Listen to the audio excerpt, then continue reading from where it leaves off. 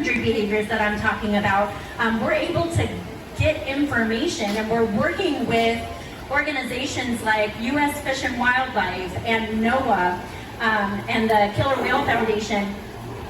We're looking at all the different ways that we can, all the information that we can get from these animals to make sure, is there anything we can do? How can we help them? And one example is a milk study that we did.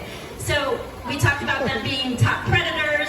The pollutants aren't going to go anywhere, but they found out that those pollutants are passed on from mothers to their calves. And they're looking at, does this, because part of it can happen during development, right? So after they're born, but it can also be transferred through the milk. So we were able to study milk samples of mother killer whales here at SeaWorld California and SeaWorld Texas to take a look at when does this happen, when is the highest rate of this happening, how are all the things in the milk transferred to the calf. And so that is really, really important information to find out, because again, that's what they're dealing with, is calf mortality. So again, that's information. How would we find that out from wild killer whales? You have to find them, and then you'd have to get the information from them.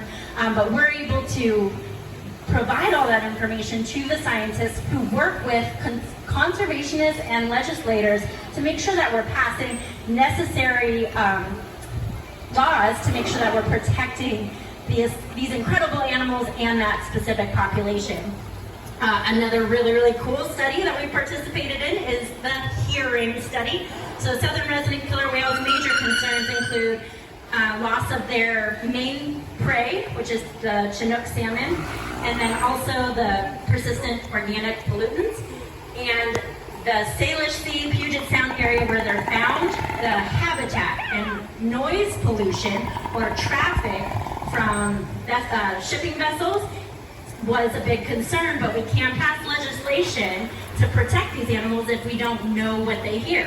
How do we study? How can we find out what they hear? Who here has taken a hearing test before?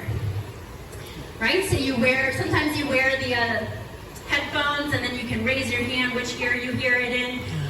We actually trained the killer whales, and Tuar here and Kayuka participated in a hearing study. So we trained them to go underwater, to sit at a station, and then different tones were played, and when they could hear it, they blew bubbles.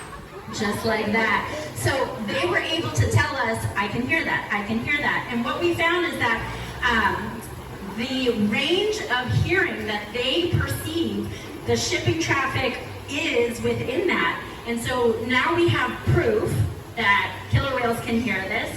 Now we have the data collected, and working with the scientists of showing that their behavior changes. We've actually helped to have the conservationists pass legislation to create acoustic sanctuaries, which is huge for this population, right? So now there are areas where no ships are allowed to go. They're not allowed to have certain sounds in that area, because these guys, sound is so important. When they live, they do have good eyesight, but they communicate with each other through sound, and they find food and navigate their environment with sound, with echolocation. So it's really a wonderful thing to be able to create spaces where they're naturally living, that they can have these acoustic sanctuaries to make sure that they can hear each other, that they can hunt properly. Kind of consider how important sight is to us, right? So when we're talking to a friend, we would say, hey, I'll see you later, right? Now you're also going to hear them later and, maybe give them a hug, but sight is really something we rely very heavily on. For the killer whales, if they were going to talk to each other, they would say, I'll hear you later. Everything, that's how they perceive their whole environment, is through sound. So just kind of imagining the overload of information that's going to get in the way with that vessel traffic, and how amazing it is and how much work